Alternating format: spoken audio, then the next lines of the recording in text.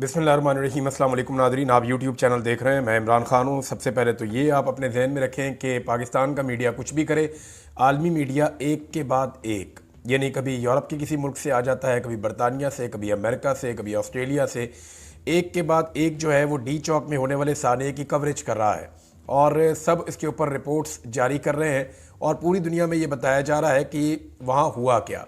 अब मेरी इत्तला के मुताबिक कुछ डॉक्यूमेंट्रीज़ के ऊपर भी काम हो रहा है। कुछ पाकिस्तान के अंदर जर्नलिस्ट हैं जो इसके ऊपर डॉक्यूमेंट्री पे काम कर रहे हैं और वो सोशल मीडिया पे, और पाकिस्तान का मीडिया तो चलाएगा नहीं, और कोई इंटरनेशनल मीडिया पे वो डॉक्यूमेंट्रीज चलेंगी। और कुछ जो बैन अवी मीडिया है वो भी डॉक्यूमेंट्रीज़ के ऊपर काम कर रहा है, वहाँ पे विजुअल्स कलेक्ट हो रहे हैं और तमाम हकायक इकट्ठे किए जा रहे हैं। जल्द ही ये डॉक्यूमेंट्री भी ऑन एयर हो जाएगी और इसमें कुछ इस किस्म के हकायक होंगे कि जो इससे पहले आपने नहीं सुने होंगे। इन्वेस्टिगेशंस हो रही हैं, सहाफ़ी अपना काम कर रहे हैं।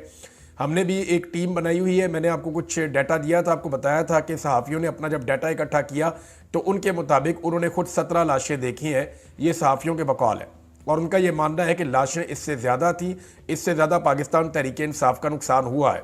एक के बाद एक रिपोर्ट आती है, मज़ीद मामला जो है वो क्लियर हो जाते हैं। मिसाल के तौर पर ये जो रिपोर्ट आई है जो इंडिपेंडेंट उर्दू ने दी है, मैंने आपको पिछले वीलॉग में भी बताया था, खातून जर्नलिस्ट हैं, उन्होंने बड़ी अच्छी रिपोर्टिंग की है। बता रहे हैं उस रात अस्पताल में कर्फ्यू था। पॉली क्लिनिक के अहदेदार ने एहतजाज की रात अस्पताल की सूरत हाल बयान करते हुए कहा कि यह हकीकत है कि एहतजाज की रात इतना रश था कि हम तरीक़ाकार को फॉलो ही नहीं कर सके। उन्होंने कहा हमारे पास 2 रोज़ में 5 ज़ख्मी पुलिस एहलकार आए, कोई रेंजर्स का एहलकार नहीं आया। उस रात अस्पताल में बिल्कुल कर्फ्यू लगा दिया गया था और कहा गया कि कोई मालूमात बाहर नहीं जाएंगी। इसी वजह से मालूम नहीं हो सका कि बेशतर अफराद को कहाँ गोलियां लगीं।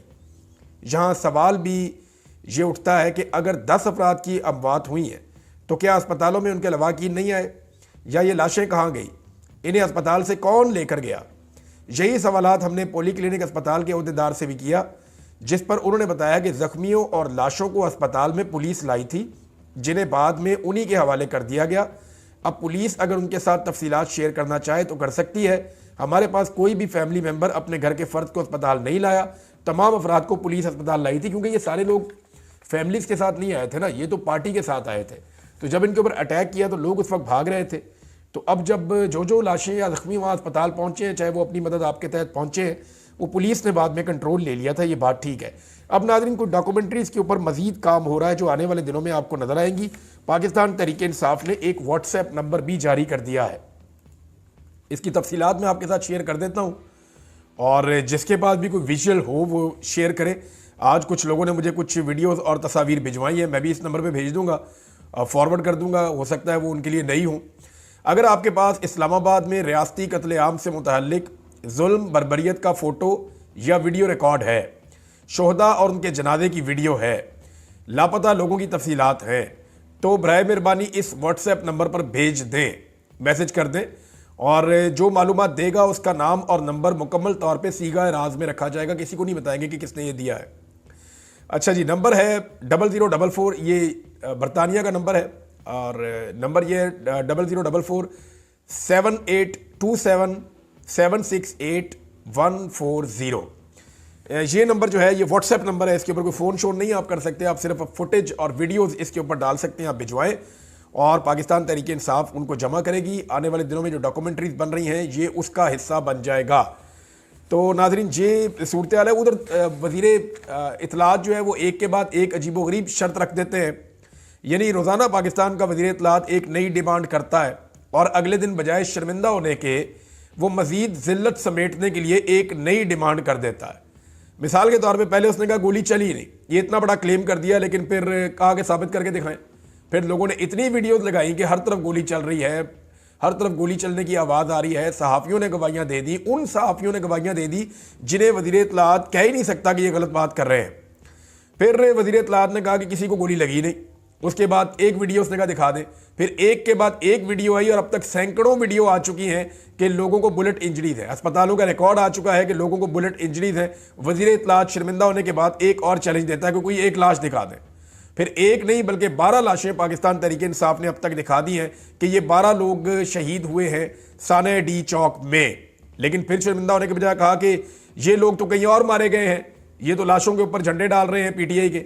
अब मैं ये जानना चाहता हूं कि अता तारड़ साहब के घर में कोई फौत हो, खुदा ना खास्ता अल्लाह ना करे, तो कोई उसके ऊपर ले जाके नून लीग का या पीटीआई का झंडा डाल सकता है?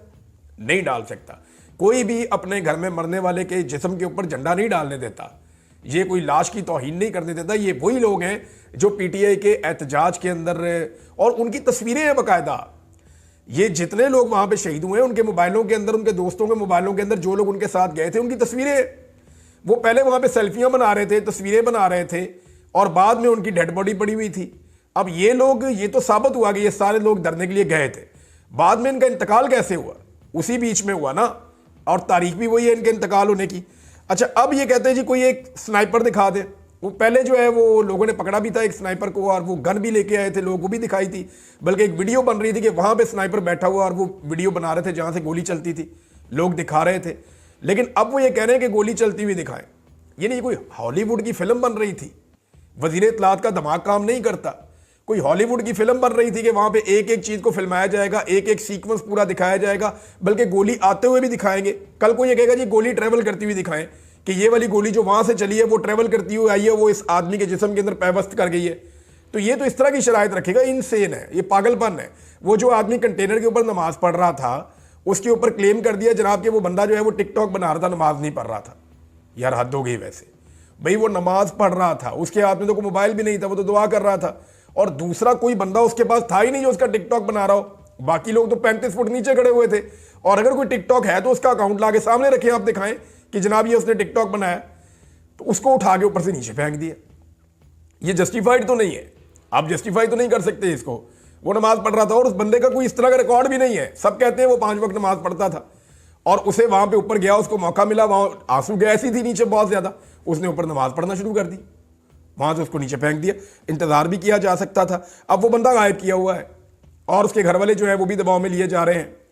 उसके वालिद का, उसके भाई का बयान आया कि जनाब हमारा भाई जो है जो ऊपर से गिराया गया, जिसको उसके बाजू टूट गए और जख्मी हो गया, वो भी गायब है, और कुछ और लोग हैं घर के वो भी गायब हैं। अब उनके ऊपर दबाव डाला जा रहा है कि एक बयान दे दो कि जनाब आप टिकटॉक बना रहे थे। हो सकता है कि वो ऐसा कोई बयान दे भी दे, लेकिन इससे फर्क क्या पड़ेगा? लोगों के दिमाग में फर्क नहीं पड़ेगा। लोगों ने जो सोचना था, लोगों की जो सोच बननी थी वो बन गई है इसके बारे में। देखिए इस सारी सूरत हाल में जो भी गुज़िश्ता 2.5 साल में हुआ ना, सबसे बड़ा लूजर कौन है मेरी नज़र में? तो अगर मैं सिविलियन साइड पे देखूं तो पाकिस्तान का मीडिया सबसे बड़ा लूजर है। यानी मुझे अच्छी तरह याद है कि लोग ये कहना शुरू हो गए थे, कोई भी जुल्म और ज्यादती होती थी कि मीडिया को बुलाओ, मीडिया को बुलाओ जी, मीडिया को बुलाओ, मीडिया को कॉल करो कि मीडिया आएगा, में इंसाफ मिलेगा। मीडिया ने अपनी क्रेडिबिलिटी खो दी। मीडिया के पास अब क्रेडिबिलिटी नाम की कोई चीज़ नहीं रही। और अगर सिविलियन साइड से मैं हट जाऊं तो वो सबसे बड़ा जो लॉस है वो पाकिस्तान की एस्टेब्लिशमेंट को हुआ है। वो कैसे हुआ है देखें, ये 2.5 साल के अंदर सबसे बड़ी लूजर पाकिस्तान की एस्टेब्लिशमेंट है। फ्री एंड फेयर इलेक्शन से वो इस मामले से निकल सकती थी। अगर फरवरी में फ्री एंड फेयर इलेक्शन हो जाते तो एस्टेब्लिशमेंट इस मामले से निकल जाती और मामला ख़त्म हो जाता। लेकिन अगर आप गौर करें तो बलूचिस्तान के इलाके या खैबर पख्तूनख्वा के जो कबायली इलाके हैं वहाँ पे पहले ही एस्टेब्लिशमेंट से बहुत ज़्यादा शिकवे थे लोगों को, बड़ी वहाँ पे महरूमियाँ थी।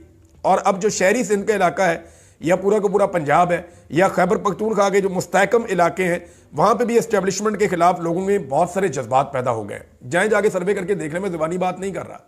मैं फिरता हूँ, लोगों से मुलाकातें करता हूँ इस्लामाबाद के अंदर, बाकी जगहों के अंदर, लोग बताते हैं कि उनके क्या शिकवे हैं एस्टेब्लिशमेंट के साथ। वो खुलकर अब बात करना शुरू हो गए, जनाब हमें ये शिकवा है, ये प्रॉब्लम है, ये प्रॉब्लम है, ये चीज़ें हैं। पहले लोग इस बारे में बात नहीं करते थे, या लोगों को लगता था कि नहीं ये एक एस्टेब्लिशमेंट के खिलाफ प्रोपेगेंडा किया जाता है। मैं खुद उन लोगों में से था जिसे लगता था कि ये प्रोपेगेंडा है। लेकिन अब मुझे लगता है कि कुछ चीज़ें ठीक भी हैं, यानी वो सारा कुछ गलत नहीं है। वो जो लोग बात करते थे या जो महरूमियत थी बलूचिस्तान की, वो दुरुस्त है बात। और जो खैबर पख्तूनख्वा के कबायली जो शिकायत करते हैं वो बात दुरुस्त है। अब जो वो चीज़ें थी वो शहरी सिंध में आ गई हैं, वो चीज़ें पूरे के पूरे पंजाब में आ गई हैं। वही सेंटीमेंट्स जो हैं वो आपका जितना खैबर पख्तूनख्वा के शहरी इलाके हैं या बाकी जितने सेटल्ड एरिया हैं वहाँ पे आ गई है। ओवरसीज़ पाकिस्तानी जो है वो 99% इसी के ऊपर खड़े हो गए हैं कि पाकिस्तान के जो मसाइल हैं उनकी रिस्पॉन्सिबल पाकिस्तान की एस्टेब्लिशमेंट है और उनका सियासत के अंदर रोल है। अब ये सारी चीज़ें हो गई हैं, इनकी कुछ वजूहात भी हैं। नंबर 1 कि पाकिस्तानियों को इमरान खान के साथ लगाव था, तो इमरान खान के साथ मुखालफत थोड़ी सी एक इसका रीज़न है।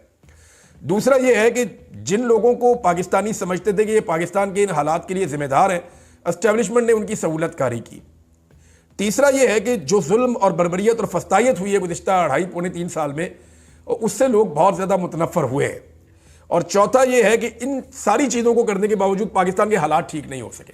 बल्कि लगातार नीचे जा रहे हैं। महंगाई पाकिस्तान में इमरान खान के दौर से दुगनी से भी ज़्यादा है।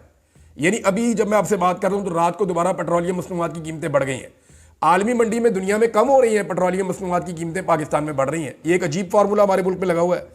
और 3.72 जो है, 3 रुपये और 72 पैसे पेट्रोल और 3 रुपये और 29 पैसे डीजल की कीमत मजीद बढ़ा दी गई है, जबकि आलमी मंडी में पेट्रोल सस्ता हो रहा है, पाकिस्तान के अंदर पेट्रोल महंगा हो रहा है। हालात ठीक नहीं हो रहे ना, मईशत नहीं संभल रही, सरमायाकारी नहीं आ रही, एक्सपोर्ट्स नहीं बढ़ रही, किसानों का भला नहीं हो रहा, मजदूरों का भला नहीं हो रहा, मेहनत कश का भला नहीं हो रहा। जो लोग काम जानते हैं, माहिरीन हैं, वो पाकिस्तान को छोड़ छोड़ कर जा रहे हैं। जितने टैलेंटेड लोग हैं, पढ़े लिखे लोग हैं, वो पाकिस्तान को छोड़कर बाहर जाना चाहते हैं। और बहुत बड़ी तादाद में जो मजदूर तबका है वो भी पाकिस्तान छोड़ छोड़कर बाहर जा रहा है। इतनी बड़ी तादाद में पाकिस्तान की तारीख में लोग एक साथ बाहर नहीं गए जितनी बड़ी तादाद में अब पाकिस्तान से लोग बाहर जा रहे हैं। सरमायाकारी बिल्कुल लोएस्ट के ऊपर आ गई है। ओवरसीज पाकिस्तानी जो पाकिस्तान को उठा सकते हैं वो पाकिस्तान से या पाकिस्तान की पॉलिसी से, इस वक्त रियासती पॉलिसी से नाराज हैं और उनका यहाँ पे कॉन्फिडेंस नहीं है। इन सारी चीज़ों को आप इकट्ठा करके देखें तो एक फेलियर है जो इस हुकूमत में हुआ है। या तो ये हालात को ठीक कर देते तो उससे भी लोगों को थोड़ा सा रिलीफ मिल जाता, वो भी ये नहीं कर पाए तो फिर लोग अब समझते हैं कि क्योंकि इनकी सहूलतकारी एस्टेब्लिशमेंट ने की है तो वो उनको रिस्पॉन्सिबल समझते हैं। मिसाल के तौर पर मैं आपको एक बात बताता हूँ। ये गुज़िश्ता रात हफ्ते की रात थी और आप में से अगर कोई गया होगा तो वो भी गवाही दे देगा मेरे साथ। ब्लू एरिया इस्लामाबाद, वो इलाका जहाँ पे वीकेंड पे या हफ्ते की रात को बहुत रश होता है, फैमिलीज आती हैं, बच्चे आते हैं, ख़वातीन आती हैं और नौजवान बहुत बड़ी तादाद में इस एरिया में मौजूद रहते हैं। गाड़ियाँ आती जाती रहती हैं, एक रश लगा रहता है यहाँ पे। जैसे तहजीब बेकरी का इलाका है, सामने वो KFC का और जो आसपास दूसरे जो इस तरह की जगह हैं वहाँ पे बहुत रश लगा होता है, लोग बहुत बड़ी तादाद में आते हैं इस्लामाबाद में। लेकिन गुज़िश्ता रात कोई भी नहीं था, यानी इक्का दुक्का लोग आ रहे थे। ये मैं आपको 10-11 बजे के आसपास की बात बता रहा हूँ, हालांकि यहाँ लेट नाइट तक लोग रहते हैं। वो रौनक ही नहीं थी इस्लामाबाद में। यानी लोगों ने इतना इम्पैक्ट लिया है, ऐसी वहशत तारी है इस्लामाबाद की फ़ज़ा के ऊपर कि लोग निकल के उस एरिया में आए ही नहीं। लोग दुखी हैं, रंजीदा हैं, उन पर वहशत तारी है और वो घुटन का शिकार है। लोगों को लग रहा है कि पाकिस्तान में घुटन है। ये जहाँ पे खून बह जाता है ना अपने हमवतनों का, वो लोगों को तकलीफ देता है, वो लोगों को अजियत देता है। मुझे अच्छी तरह याद है जब APS का सानिया हुआ ना पेशावर में, तो उसके बाद 2 मरतबा ऐसा हुआ कि मुझे किसी काम से पेशावर जाना था, फिर मैं गया ही नहीं। यानी मैं पेशावर जाना चाह रहा था, फिर मैंने कहा छोड़ो यार, मैंने उनको फ़ोन किया, मैंने कहा आप इधर आ जाए। यानी मेरा वहाँ जाने को दिल नहीं किया, मुझे ऐसे दिल को कुछ होता था, मुझे लगता था कि मैं क्यों जाऊँ पेशावर में। मेरे दिमाग में वही सारा आता था जैसे वो मैंने देखा जाके, क्योंकि मैं पहले दिन फ़ौरन जल्दी पहुँच गया था। तो मैंने देखा कि बच्चों के साथ क्या हुआ वहाँ पर, किस किस्म का जुल्म और बर्बरियत हुई थी आर्मी पब्लिक स्कूल में। तो वो मुझे बड़ा दुख हुआ था, तो मुझे वहशत होती थी, मैं वहाँ नहीं जाना चाहता था, दिल को बुरा लगता था। दोबारा 1-2 मरतबा ऐसा हुआ। लेकिन वक्त जो है वो एक ऐसी चीज़ है, वो बहुत बड़ा मरहम होता है। तो इसी तरह इस्लामाबाद में एक वहशत है, लोग वहाँ नहीं जाना चाह रहे और उस जगह के करीब भी नहीं जा रहे। अब नादरीन, आज एतवार है और कल मंडे है और इमरान खान साहब के केसेस दोबारा शुरू हो जाएंगे। उनकी बहन ने एक स्टेटमेंट दिया है और उनकी बहन का ये कहना है कि अभी कोई इस तरह की बात ना की जाए इमरान खान के बारे में, परसों मुलाकात का मौका मिलेगा। यानी उनका स्टेटमेंट कल आया था, तो उन्होंने पीर वाले दिन के हवाले से कहा कि मुलाकात का मौका मिलेगा, उस वक्त तक क्या सराइयों से गुरेज करना बेहतर होगा। जो मालूमात दी जा रही हैं वो इदारों की जानिब से ही आ रही होंगी, उनका ये मानना है। लेकिन देखिए, मालूमात तो अपने अपने सोर्सेज से ही सारे इकट्ठे करते हैं। अब बीच में मालूमात बाज़ औक़ात ऐसी फैलाई भी जाती हैं जिनसे अपने मतलूबा मकासद हासिल किए जाएँ। लेकिन इमरान खान साहब के बारे में मालूमात उतनी अच्छी नहीं है। अगर अच्छी हो तो मुलाकात करवा दी जाए। वकला गए हैं, 2 दिन लगातार कोशिश करते रहे हैं, अदालतों के हुक्म भी मौजूद थे, इसके बावजूद इमरान खान साहब को वकला से नहीं मिलवाया गया। और बहुत सारे खदशात हैं इमरान खान साहब की सेहत को लेकर। उनको वहाँ से ले जाने का एक हतमी फैसला तो हो चुका है। यानी एक फैसला हो गया कि इमरान खान साहब को यहाँ से लेकर जाना है, वो तय भी कर लिया गया कि कैसे लेकर जाना है, उसकी तैयारी भी कर ली गई। लेकिन अभी जब मैं वीलॉग रिकॉर्ड कर रहा हूँ तो अभी तक ये खबर नहीं आई कि इमरान खान साहब को वहाँ से मुंतकिल किया गया। और ये अचानक फैसला हो सकता है किसी भी वक्त के इमरान खान साहब को मुंतकिल किया जाए। क्या किया जाएगा, कैसे किया जाएगा, क्योंकि उसके असरात बड़े अजीब होंगे। किसी को भी आइडिया नहीं है कि पाकिस्तानी किस वक्त किस तरह का रिएक्शन दे दें। तो उस रिएक्शन के खौफ को असेस करके ही जो काम करना है वो करना है। बहरहाल ये मैं आपको बता देता हूँ कि वहाँ ये बता दिया गया है जेल में कि ये एक्टिविटी होनी है। अब देखें ये कब होती है और कैसे होती है, इसके बारे में अभी मैं कुछ कह नहीं सकता। एक और चीज़ है जी, बिलावल ने स्टेटमेंट दिया है। और बिलावल का इससे पहले भी आपको एक स्टेटमेंट याद होगा जब बिलावल ने कहा था कि ब्रूट मेजॉरिटी, यानी ज़बरदस्ती के साथ हम अपनी मेजॉरिटी पूरी कर देंगे, जुल्म और ज़्यादती के साथ अपनी मेजॉरिटी पूरी कर लेंगे। आपको याद होगा ये जमहूरी पॉलिटिकल पार्टी है, हमेशा जमहूरियत का राग अलापते थे। बेनज़ीर भुट्टो ने हमेशा सियासत के अंदर जो है वो फ़ौज की मुदाखलत हो, इस्टेब्लिशमेंट की मुदाखलत हो या गैर सियासी अनासर की मुदाखलत हो, उसकी मुखालफत की थी। बेनज़ीर भुट्टो ने अपनी सियासत के अंदर जो है वो एंटी एस्टेब्लिशमेंट एक बड़ा ज़बरदस्त बयानिया अपनाया था, लेकिन वो शहीद हो गई। उसके बाद आसिफ अली जरदारी साहब ने बिल्कुल ही अपना काया पलट दी और बिलावल ने बिल्कुल उसी रविश के ऊपर चलना शुरू कर दिया। अब बिलावल जरदारी और मरियम नवाज़ में फ़र्क पता क्या है? मरियम नवाज़ जब पॉलिश करती हैं तो वो पॉलिश उनके हाथों पे और उनके बाकी जगहों पे लग जाती है, कपड़ों पे पता चल जाता है कि ये पॉलिश कर रही हैं। बिलावल पॉलिश बड़ी खुफिया तरीके से करते हैं और पता नहीं चलता कि इन्होंने पॉलिश की है। यानी बिलावल ने हर तरह की सहूलतकारी की है, जो उनको कहा गया उन्होंने वो तमाम काम किए हैं। जो गलत कानून साजी कही गई उन्होंने पास करवाई है, जो गलत आईनी तरमीम कही गई उन्होंने वो करवा के दी है, जितना जुल्म कहा गया उन्होंने वो करके दिया है। हर बर्बरियत में उन्होंने पूरा साथ दिया है, लेकिन बिलावल ने अपने कपड़े बचाए हैं, बिलावल ने अपने हाथ और अपना चेहरा बचाया है। वो कालक जो पॉलिश की है वो अपने ऊपर लगने नहीं दी। PMLN का प्रॉब्लम यह है कि वो पॉलिश करते हैं तो वो लगी हुई नजर भी आ जाती है। मुझे एक वाकया याद आ गया, इस्लामाबाद में एक मीटिंग हो रही थी और पाकिस्तान पीपल्स पार्टी के लोग भी बैठे हुए थे और PDM की ये मीटिंग थी और ये एक सियासतदान है इस्लामाबाद के बहुत बड़े, उनके घर में मीटिंग हो रही थी। तो वहाँ पे उस मीटिंग के दौरान पीपल्स पार्टी के एक सियासतदान ने एक बात कही PMLN वालों को डांटते हुए कि यार तुम बोटी भी खाते हो ना। और ये मैं आपको पक्की बात बता रहा हूँ, मुझे नून लीग के एक बड़े सीनियर रहनुमा ने ये बात बताई थी। उन्होंने कहा पीपल्स पार्टी के एक सीनियर रहनुमा है, उन्होंने हमसे बात करते हुए हमें डांटते हुए ये कहा कि यार तुम लोग बोटी भी खाते हो ना तो सारे शहर को पता चल जाता है कि तुमने बोटी खाई है। हम बकरा खाते हैं तो इतना सा निशान नहीं बचता। ये जनाब पीपल्स पार्टी के एक रहनुमा ने PMLN के एक रहनुमा को ये बात इस्लामाबाद की एक मीटिंग में कही थी, जहां पे PDM का इजलास थोड़ी देर के बाद होना था, लेकिन वो वहां पे इकट्ठे थे तो जो लोग पहले आ गए थे तो वहां पे उन्होंने ये बात की थी। अब बिलावल साहब ने जो नया शोशा छोड़ा है वो ये कह रहे हैं कि चाहे बातचीत से हो या लाठी से, हमें पाकिस्तान में इस्तेहकाम चाहिए, यानी लाठी वाली जमहूरियत। यानी ये सबको पता है कि पाकिस्तान में सियासी इस्तेहकाम आएगा तो ही पाकिस्तान में माशी इस्तेहकाम आएगा, ये सबको पता है।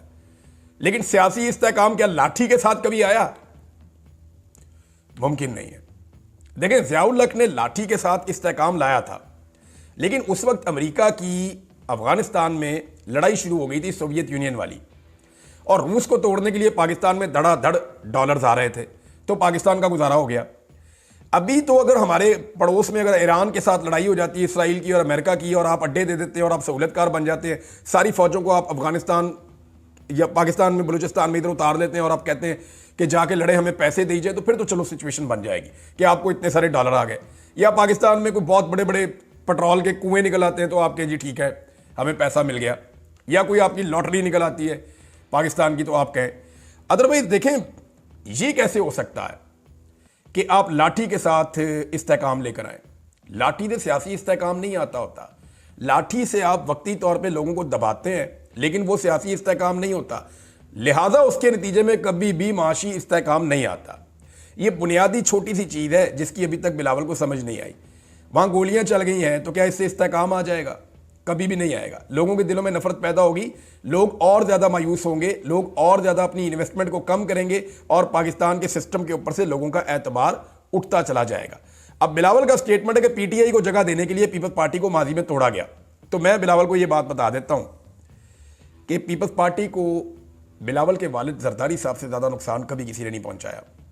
मेरे बेशुमार जानने वाले लोग पाकिस्तान पीपल्स पार्टी में थे, उन सब ने पाकिस्तान तहरीक-ए-इंसाफ को ज्वाइन किया उस वक्त जब आसिफ अली जरदारी साहब ने पीपल्स पार्टी को तबाह करना शुरू कर दिया पंजाब में। बेशुमार लोगों ने पीपल्स पार्टी को छोड़ा और PTI को ज्वाइन किया, और बहुत सारे लोगों ने PMLN को छोड़ा और PTI को ज्वाइन किया। वजह, इमरान खान साहब जो शऊर दे रहे थे लोग उन्हें फॉलो कर रहे थे। इमरान खान साहब जो तब्दीली का नारा लगा रहे थे लोग उसको फॉलो कर रहे थे। इमरान खान साहब ने हर वो बात की जो पब्लिक में पॉपुलर हो गई और लोग उनको फॉलो करना शुरू हो गए, जबकि पीपल्स पार्टी और PMLN ने हर वो हरकत और हर वो बात की जो पब्लिक में पॉपुलर नहीं हुई। इनके करप्शन के केसेस हैं, इनके अकरबा परवरी के केसेस हैं, इनके जो है मनी लॉन्ड्रिंग के केसेस हैं, ये यहाँ से पैसा बाहर भिजवाते रहे हैं, ये दुनिया के अंदर जायदादें बनाते रहे हैं। तो इनका और इमरान खान का मवाजना बनता नहीं है, तो इनकी पॉलिटिकल पार्टीज को वाकई में लोगों ने छोड़ा और छोड़कर इमरान खान साहब की पार्टी में गए। ये चीज फजलुर रहमान साहब को भी फेस करनी पड़ी, ANP को फेस करनी पड़ी। ANP के बेशुमार लोग जो है वो छोड़कर PTI में चले गए। PTI वाहिद जमात है जिसमें सारी जमातों से लोग छोड़ छोड़कर आए हैं। अब ये सब जमातों को इस बात का दुख है कि हम मकबूल हुआ करते थे लेकिन हमारे लोग छोड़कर इनकी जमातों में चले गए। तो पीपल्स पार्टी में जमहूरियत कोई नहीं है और अब वो बदला लेना चाहते हैं, बल्कि सारी जमातें बदला लेना चाहती हैं। लेकिन पीटीआई इस वक्त है क्या, ये मोहम्मद जुबैर साहब ने एक एनालिसिस किया है, वो मैं आपको बताता हूँ। वो कहते हैं जी पीटीआई को क्रश करके आप पाकिस्तान को क्रश करेंगे। पीटीआई महाजरों में भी उतनी मकबूल है जितनी पख्तूनों में है, जितनी पंजाबियों में है और जितनी बलोचों में है। 80% पढ़ी लिखी अर्बन मिडिल क्लास सपोर्ट करती है पीटीआई को, और जो मजहबी कट्टर लोग हैं वो भी पीटीआई को पसंद करते हैं। कोई जमात नहीं है जिसको इतने ज्यादा तबकात सेम टाइम में इतनी बड़ी तादाद में सपोर्ट करते हो। ये सिर्फ इमरान खान साहब को सहूलत मैसर है और किसी को नहीं है, बाकी सबके पास ये सहूलत निश्ता। अब तक के लिए इतना ही, अपना ख्याल रखिएगा, अपने चैनल का भी। अल्लाह हाफ़िज़।